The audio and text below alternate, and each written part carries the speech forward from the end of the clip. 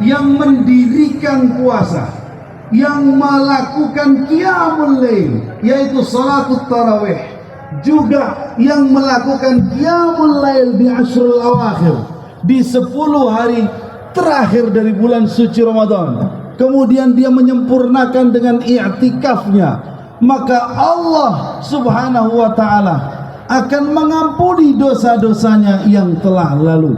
Alhamdulillah, sebagaimana yang disampaikan oleh Rasulullah sallallahu alaihi wasallam telah kita sempurnakan. Namun Rasulullah sallallahu alaihi wasallam kembali menyampaikan, man shoma ramadhana wa tabi'ahu sittan min syawal shoma shaumad dahr. Barang siapa yang menyempurnakan puasanya di bulan suci Ramadan, kemudian ia lanjutkan di 6 hari pada bulan Syawal, bisa urut langsung Idul Fitri pertama kali yang dilakukan oleh Rasulullah sallallahu alaihi wasallam. Ma'asyiral muslimin, Rasulullah sallallahu alaihi wasallam berdakwah secara sirran, jahran. Beliau lakukan pelan-pelan, diam-diam, kemudian secara terang-benderang atau secara terang-terangan. Bahkan beliau di tahun ke-10 setelah mengalami amul huzn, beliau kemudian merasakan banyak penindasan. Bahkan umat Islam pernah mengalami apa yang namanya embargo dari Quraisy. Tidak saat ini saja orang-orang kaum Lantardo yang melakukan embargo terhadap umat Islam, tapi sejak Rasulullah dirasakan oleh umat Islam. Bahkan saking terdesaknya ketika itu Rasulullah SAW, sahabat-sahabat beliau itu harus memakan bekas gergaji kayu. Bapak Ibu sekalian, bekas gergaji kayu yang kemudian halus, kemudian ditumbuk, kemudian dipanaskan supaya batu diusir dan tidak diterima. Apa yang Rasulullah SAW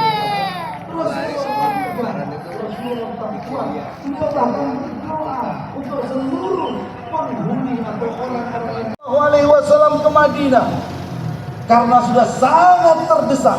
Di Taif ditolak, embargo dirasakan. Kemudian Rasulullah SAW melaksanakan perintah, yaitu hijrah ke Madinah. Sudah tenang di Madinah setahun setengah, 16 bulan, 17 bulan. Rasulullah ketika awal hijrah kemudian diperintahkan untuk sholat menghadap Baitul Maqdis. Tidak ada wahyu, tidak ada perintah, tidak ada larangan. Beliau menunggu sehingga beliau melihat ke langit, tidak ada petunjuk.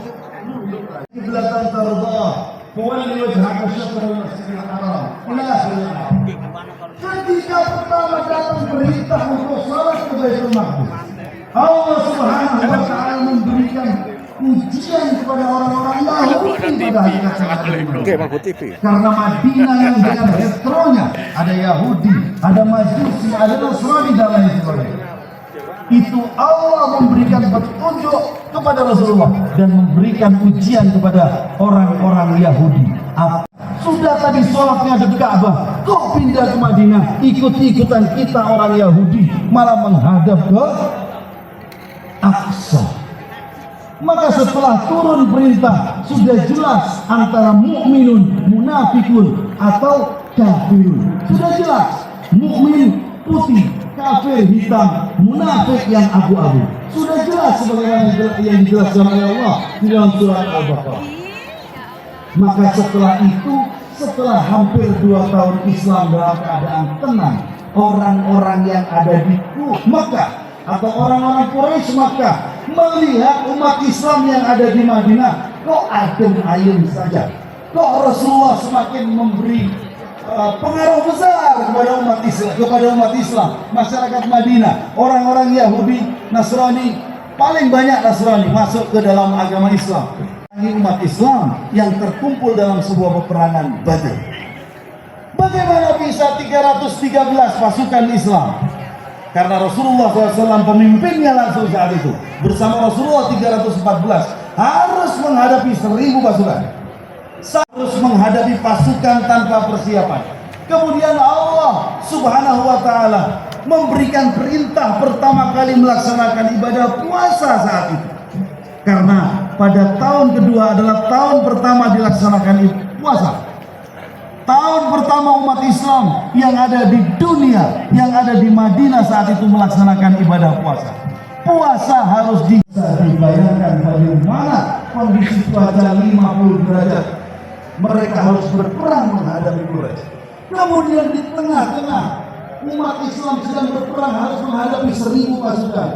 Rasulullah SAW tak berdaya. Karena apa?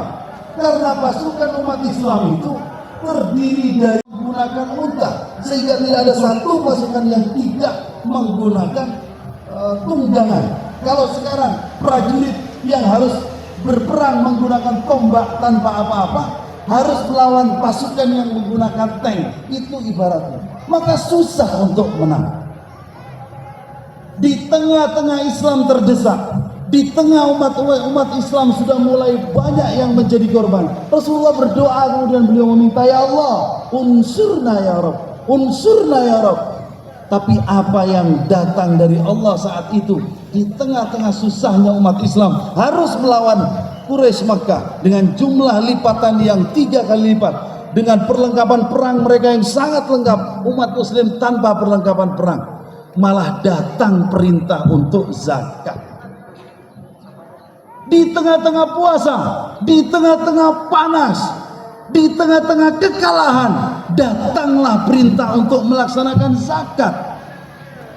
Rasulullah SAW tetap menyembahmu. Tidak akan ada lagi umat Islam yang menyembahmu ya Allah.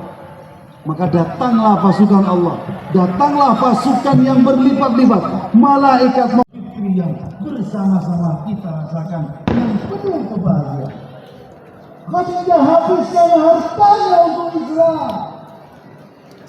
Khadijah pertama kali yang percaya terhadap ajaran yang Abdullah. Khadijah adalah orang yang pertama kali meyakini Islam. Khadijah adalah orang yang selalu memberikan kekuatan untukku. Bahkan Khadijah bukan hanya menghabiskan hartanya, Khadijah bahkan ingin jasadnya pun dia habiskan jika aku tersiksa. Maka itulah kekuatan Khadijah yang tidak bisa lepas di dalam hati Rasulullah SAW.